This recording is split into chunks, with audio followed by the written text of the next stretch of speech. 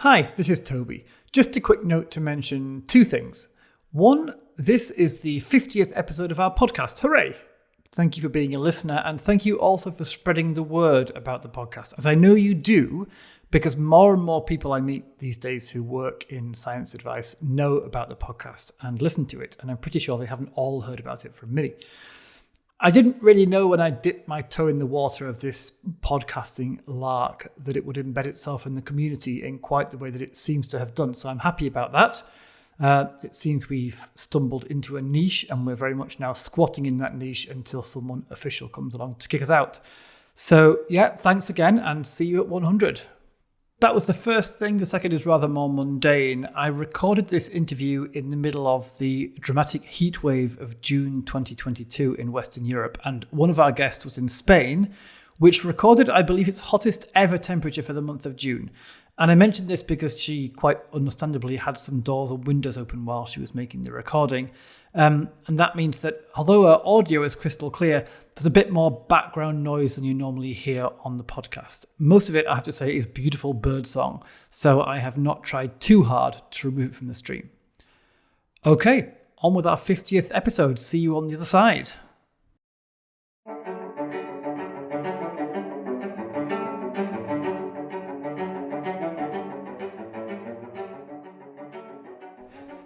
Hello, welcome to the Science for Policy podcast. My name's Toby, and today I'm joined by Professors Peter Jackson and Marta Rivera Ferre. Professor Jackson is the co-director of the Institute for Sustainable Food at the University of Sheffield in the UK. As a geographer, his research focuses on consumer culture, with a particular focus on food, and that's an area which has seen him advise policymakers at national and international level, including the European Commission's scientific advice mechanism. I'm sure I've heard of that one somewhere before. And Professor Rivera studies food systems and their interaction with the environment and society, especially notions of food sovereignty and feminism. She's research professor at the Spanish National Research Council in Ingenio, which is a joint research centre with the Polytechnic University of Valencia. And she's also contributed to science advice processes in Catalonia and Spain, as well as internationally for the UN, IPCC, and IPBES, or IPBES, or however they're pronouncing it this week. So, welcome Marta and Peter to the podcast. Thank you, Toby. Hello. Nice to be here. Yeah, thank you. I'm delighted to say that it's time to revisit one of my favourite topics to talk about, which is food. Both of you are very eminent experts, obviously, on food systems and how they work and how they should work. And actually, in this podcast, you're following in the footsteps of some equally eminent experts on similar topics, most recently Jennifer Clapp from the UN Committee on World Food Security back in October. So today, I want to use this topic as a springboard to talk more generally about the role of the social sciences, or one role of social sciences, in helping to elucidate different ways of framing the same issue for policymakers. But before we get there, I also want to take this chance to do something that I rarely do on this podcast. In fact, something I think I've never done in 50 episodes, which is to talk in a bit of detail about SAPEA itself, the organisation that produces this podcast that I work for, and the scientific advice mechanism that SAPEA is part of, for which you both wrote an important report on food systems back in 2019 and 2020. So tell us a bit, please, about that report. So, thanks, Toby. So SAPEA stands for Science Advice for Policy by European Academies, and is designed to get expert, independent academic advice on topics of policy relevance. So in this case, we were writing a report called Towards an EU Sustainable Food System, and we went through the process that SAPEA usually uses, which is to convene a working group, which I chaired, of I think it was 15 different experts from around the European Union. We then conducted some systematic reviews of the literature, had some face-to-face meetings, and then drafted the evidence review report that I referred to just now, Towards an EU Sustainable Food System.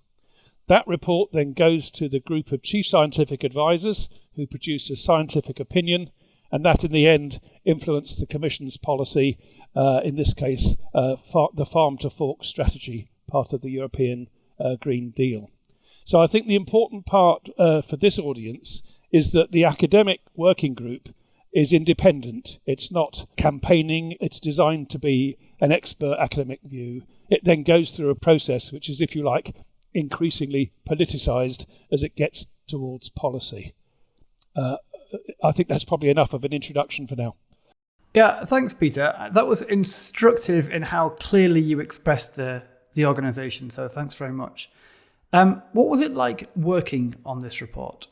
For me, it was great. And actually, I'm very happy I had the chance to participate in this report. I've been part of several science policy processes, particularly more on climate change and food.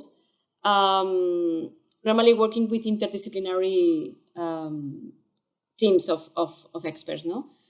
And in this case, for me, it was very important to have this social science focus, because normally social science is like the one which is complementing natural science or stepping behind many times in this type of reports.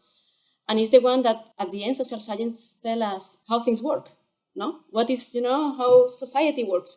And I find this is very, very relevant in science policy processes. And to me, it was lacking. And I found it very nice to participate in the report, apart from, of course, sharing with other experts. It was interdisciplinary in itself, because social science is not only about sociology. So we have sociologists, economists, geographers, different types of disciplines which are also part of social science. And for me, it was very, very, very good opportunity. The other thing that's worth saying is that this was conducted just before the outbreak of COVID. So several of our meetings were face-to-face. And I think that definitely enabled us to gain trust among each other, to collaborate in an effective way, which would, I think, have been much harder. The report came out just as the COVID lockdown restrictions started to come into force. Yeah, one of my favourite parts of this job is the occasions when I get to sit in the background at one of these working group meetings and just listen to the scientists discussing and debating their perspectives on the evidence and what it means and what should go in the reports. They've always been such lively and very earnest meetings. And I'm sure you're right, it's not the same when you do it over Zoom. And one interesting thing, because I have participated, as I say, in other processes, and something I found very interesting in this one is that we had an exchange with the reviewers, in person. These processes are normally very robust and very, very science-based, and you have external review, and you have to respond to the comments of reviewers and so on. But here we had also the opportunity to exchange with a group of experts which were external to the systematic review we did and the assessment we did. So we got their feedbacks, and I thought that was also very rich, because having in-person meetings as well with these external reviewers and colleagues who are also experts but did not participate in the assessment, I thought it was very, very good also as part of the process. Yeah, we had a meeting with stakeholders as well. Several Yes. hours discussion with different policymakers and businesses and so on. And that was, again, a very quite a grueling process, I think. It was sort of extended and lots of different points of view in the room, but I think made it a more robust report in the end. Okay, that's interesting to get that feedback, thanks. Now, rather than going into lots of detail about your specific report and what you concluded about food systems, which listeners can look up online if they want to, I'll put a link in the show notes. Instead, I'd like to zoom in on one aspect of your conclusions, which I found very interesting and hopefully of more general application. And that's this concept of having different framings for a problem. And I think you use the term framing in quite a technical sense. So maybe I'll first ask you, in the sense in which you use it, what is a framing? So framing, basically what we show is what are the underlying values on how we shape a problem and how we address the solutions for that problem. And the point is that particularly in all the challenges that we as humanities are facing, there are different framings, and this is happening with food. Food is a key issue in our societies in the world, facing most of the challenges in terms of climate change, food security, water contamination, water use, land use. All of these are linked to food systems, and the point is that all these challenges can be framed in different way depending on your values, right? What we show in the report is for instance, we take the example of food security. Why do we have still so many people which are still suffering from hunger? And then you can say from that, because we don't produce enough food. Or you can say, and this is the way you shape the problem. Or you can say, because we don't distribute properly food, the food that is actually produced. Or you take a system approach and you say more broadly, the issue of food waste or the issue of power, the power distribution. So there are different ways to shape the problem, but the way you shape the problem is related to the values you have, right? And this is valid for science and it's valid for policy making, and particularly in the context where we are in the interface between science and policy, then it plays a major role, because then you need to understand how a particular scientific project or research has been performed, how it has shaped the problem, and then you understand why. It makes coherence with the solutions that some people provide, and other scientists may shape the problem from a different perspective. And it's very relevant for policymakers to understand then why different scientists propose different solutions to the same problem. And the different solutions that sometimes are contradictory comes because different scientists shape the problem in a different way.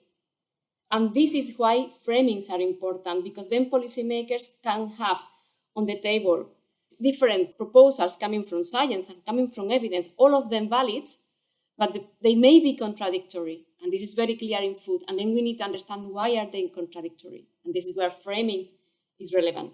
And then framing in policymaking, we have the same, So policymakers maybe are more comfortable with a technocratic way of making, and others are more comfortable with grassroots, grassroots innovations, trying to promote grassroots innovations to address given problems. And this is again depending on the framing you have. And what we found is that in the particular case of food, we identified a few framings, and the more relevant were food as a commodity, food as a human right, food as a common good, were like the three ones that were already taken on board by the scientific advice, Great. I mean, you're right. And having said we shouldn't talk in too much detail about the specifics of food science, it would be great to have a couple of concrete examples of these framings and maybe how different framings can lead to different policy outcomes. So thinking of food as a commodity suggests it's just like anything else. It can be bought and sold. It can be traded. It leads to a kind of market-based set of solutions to what we might do. It might lead to regulation. It might lead to changes in governance. It might lead to changes in the structure of how food is bought and sold. Whereas once you start to think about food as a human right, there's much less emphasis on the market, on buying and selling food, and much more emphasis on access to food, on food justice, on food sovereignty, and other ideas about how to shape policy which are not simply market-based. Yeah, and just to add to this, just to give examples of particular policies, if food is considered as a commodity, particularly in a context where we are, you want to support at some point, like free trade, and in that case, you put a lot of emphasis on the role of consumers in food as a commodity. And then you may support something like issues like sustainable intensification, like this framing of sustainable intensification in farm, and still is very much linked to productivity, right, in the farm, to produce more food, that you put into the market, and then you play mostly with economies of scale, right? And then it's all these kind of policies linked to this narrative. And then if you are working more with the framing of food as a human right, then you are kind of more worried in terms of no exploitation, There are particular policies like for access to land for farmers, since you want to offer the opportunity for this land concentration, and then you are very much focused on access to land. So you see there are different policies. In the way of food as a common good, you are very much focused on the governance of food, right? There's a lot of emphasis given to the governance of food and food systems, on the food councils, and all these kind of things. How you really give relevance of importance or frame different entry points to address the same objective, which is the sustainability for food systems, right? Because all of these framings want to work to achieve sustainable food systems. I think Martha puts that really well. I think often we think of policy in general as a kind of technocratic exercise. People often talk about kind of what works, as though there's a switch you can turn and then lots of good consequences or bad consequences follow from that. Whereas I think what we were trying to argue is that this idea of framings suggests that there are narratives. That was the word that Marta used. Stories, how you story food, how you imagine the system to work, leads to quite different conclusions. Even thinking of food as part of a food system is itself a narrative or a construct or a framing in our terms. So I think that's what we're trying to do in the report, is to show how those different framings, right from the beginning of the thinking about policy interventions, how that has particular consequences for the policies and the outcome of those policies further down the line. One very important issue here, Toby, is that the fact that different framing exists, both in science and policy making, should not lead us to what they call policy paralysis, right? On the contrary, it has to show us that, of course, there are many different solutions and potential solutions. So what we need at the end of the day is to make the policy making process more democratic. So at some point to bring in different actors, and this is why we also identify in the report all the many different actors engaged in food systems and the promotion of food system sustainability. And there are different methodologies, like participatory scenario and different methodologies to bring all these actors together and develop actions to address particular problems, but also led us to the conclusion that there are no one-size-fits-all solutions, right? So there is no one solution for food security to address hunger. There is no one solution to address the pandemics of obesity worldwide, or there's no one solution to address the issue of climate change, greenhouse gas emissions, and all this. So just because we do have different framings and different narratives, and different actors have different narratives, even within one community, like science or policymakers or farmers. You find farmers, they are all these narratives that we are talking about in terms of food as a commodity, food as a human right, or food as a common good. You find farmers which are much more linked to one or other. So it's not to say that all farmers think the same, right? So you can see this is an issue we're really excited about. It's something that really fires social science. I would say one of the jobs of social science is to make clear the values that underpin different policy options and different ways of thinking about food. So often I think the framing is implicit. It's just taken for granted. And one of the jobs of social science is to say, well, it shouldn't be taken for granted. We can kind of map, if you think about food like this, it will have those consequences. So bringing things into view that are sometimes implicit or taken for granted is something that we really, I think, can focus on. Yeah, and actually, just to add to what Peter is saying, normally the one that is taken for granted is more linked to the more powerful actors, What we want to do in social science to show that other actors, normally more vulnerable groups or whatever, that they may have different framings, And I think this is very relevant. And this is how I see the role of social scientists. And in a process like this, it's not to say we should go to this or this framing. It's to show there are different framings. Bear in mind, and the different framings mean different policies, and the different policies have different consequences. And then in our report, because we have a food systems perspective, is to show when you take this policy, then they may have consequences in different parts of the food system. So to show all this complexity of also decision making and the impact of our decisions to different components of the food system. I agree, it's fascinating, and it's interesting to hear you describe this particular role of science.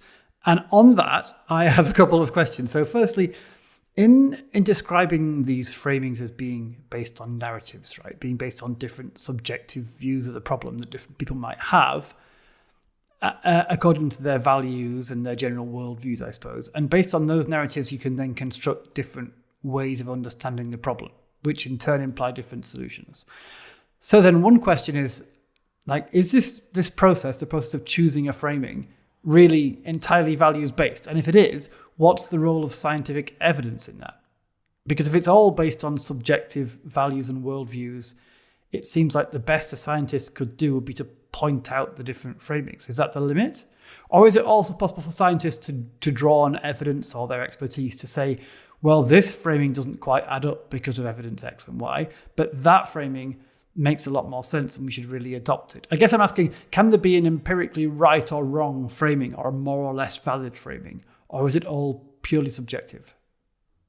I think that's a really key point, Toby, because it often leads to a misunderstanding of social science, that it's entirely subjective, just a sort of cacophony of different voices. And that's not what we're saying. What we're saying is that different narratives, or the values that underpin those different narratives, all have their own logic. You can understand why people frame things the way they do, and you can track through the consequences of this or that kind of framing. So I think the social science has some objectivity, if you like. It's not just anything goes, your values versus my values. There is a process that we can follow in terms of, which we describe in terms of framing, that then says it will have these kinds of consequences. So the contribution we can make to policy is, what are you trying to do?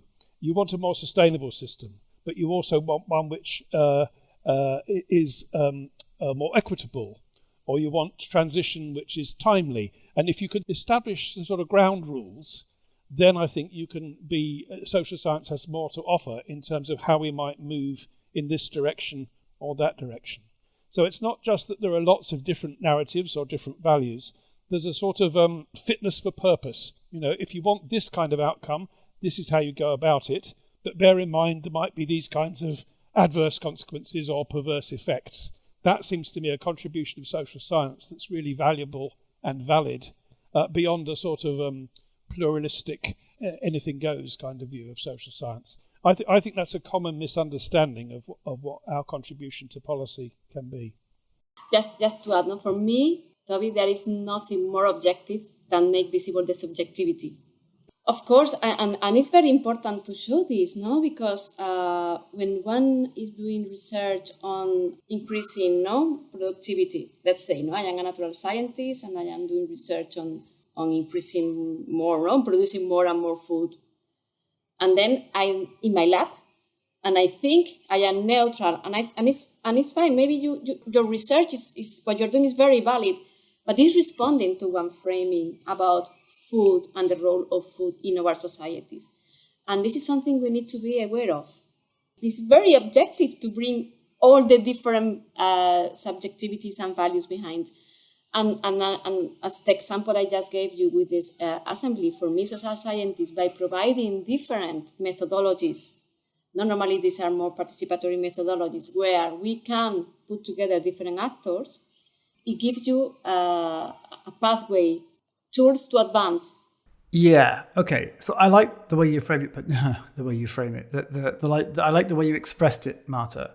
That scientists can be objective in the way they describe the subjectivity that they find. Sure. So it's a mistake to think that scientists, when they talk about framings, are just giving their own subjective angles on things. But nonetheless, from what you said, even if you're studying objectively, the thing you are studying is subjectivity. And so that subjectivity is still kind of baked in that way.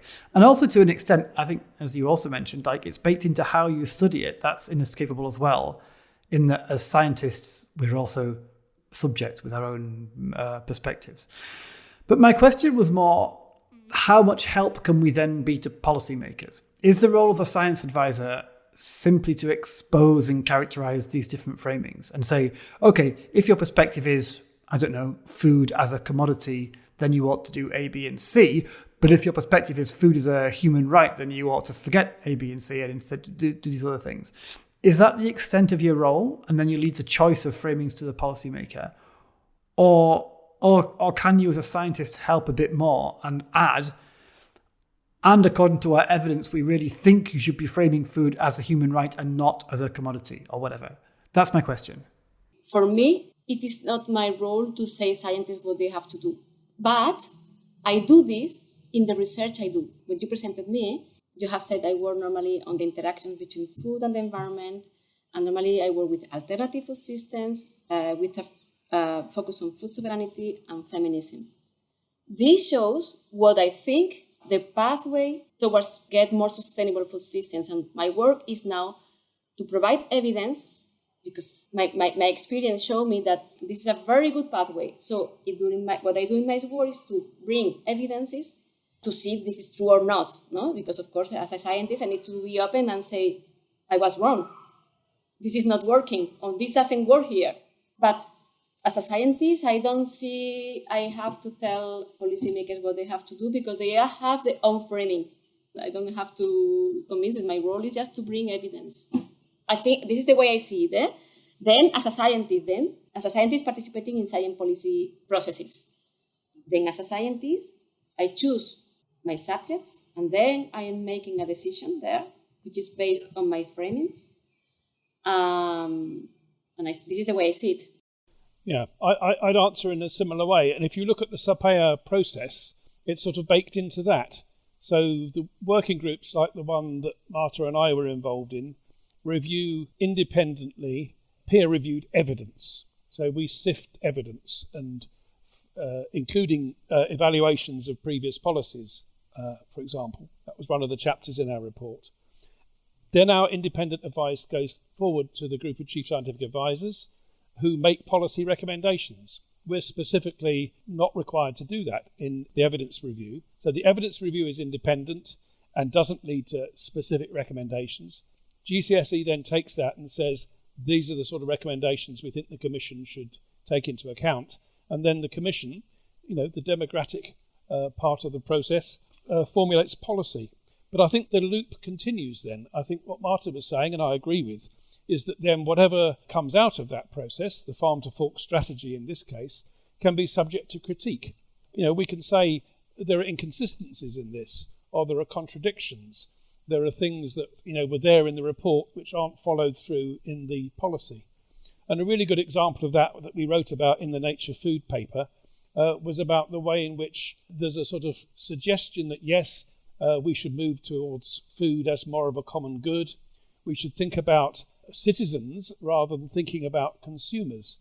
But I think the Commission's slips back into a language where the public is reduced to their role as consumers in the marketplace, making choices. And then the policy environment should give them the information on which to make informed choices. But that is such a limited way of thinking of the role of publics in the food system. We're not simply there when we're buying something or making a choice between two commodities. We're there in terms of our whole wider social, political, ethical commitments. And that slippage between consumer and citizen is a really pernicious one, not just in relation to food, but in relation to health or housing or whatever. And it enables governments to kind of get off the hook. It says it's all the consumer's fault. We gave you the information and you made unhealthy choices. The consequences in terms of obesity or whatever are then all down to consumers making bad choices. And that's such a limited way of framing the issue.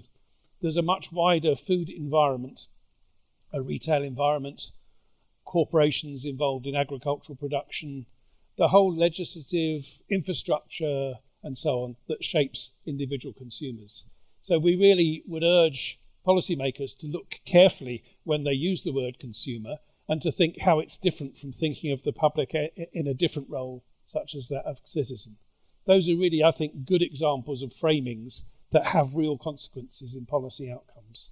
So what's your diagnosis there? So in this particular case, you carefully tried to expose these framings in the evidence you submitted and to indicate the different implications.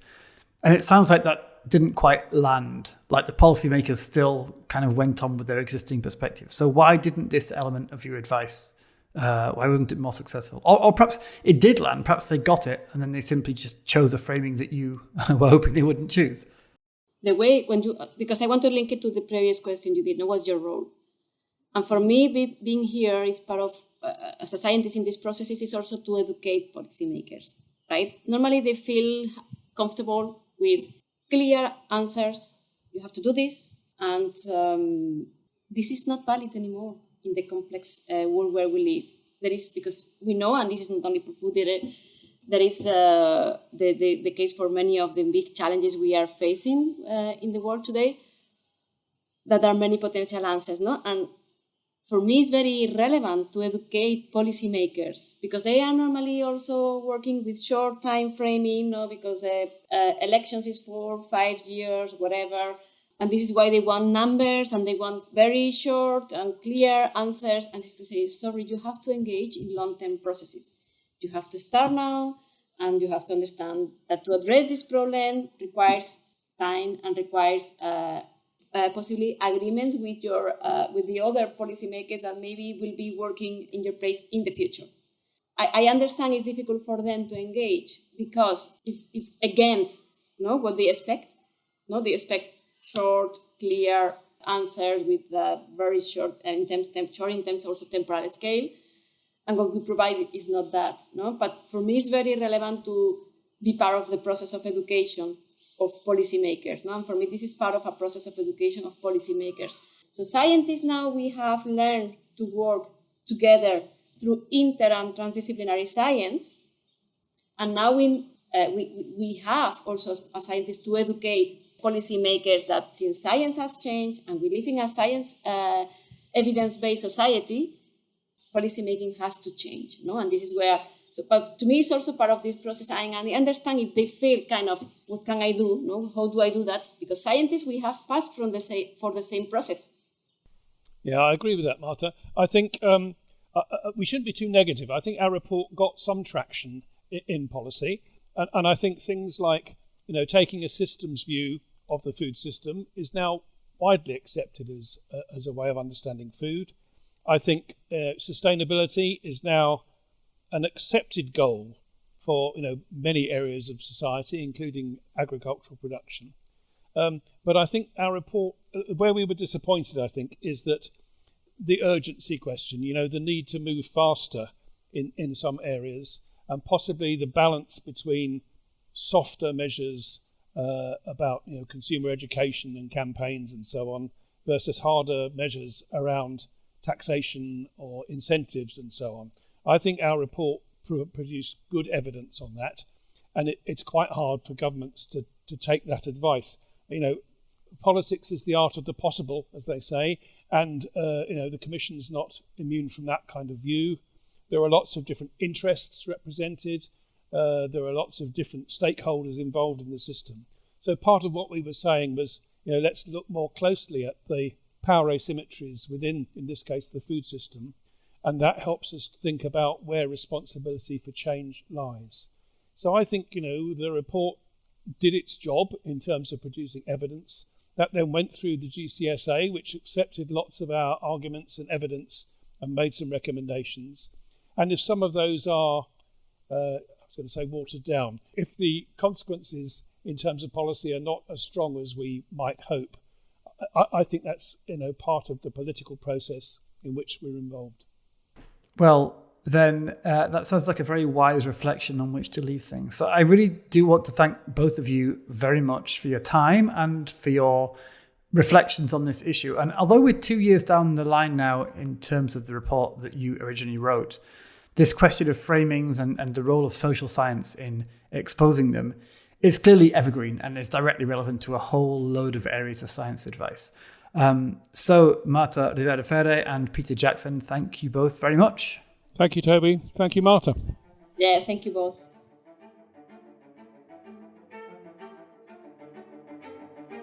The Science for Policy podcast is produced by SAPEA. We're a consortium of Europe's academy networks, representing more than 100 academies, young academies and learning societies from more than 40 countries across Europe. We're part of the European Commission's scientific advice mechanism, and as such we're funded by the European Union. Having said that, the opinions on this podcast are those of the guests, and sometimes mine, but they're not the views of SAPEA and certainly not of the European Commission. And finally, this lovely cello music is written by Carlo Alfredo Piatti and performed by Elizaveta Sushchenko. And I'm sorry for talking over it.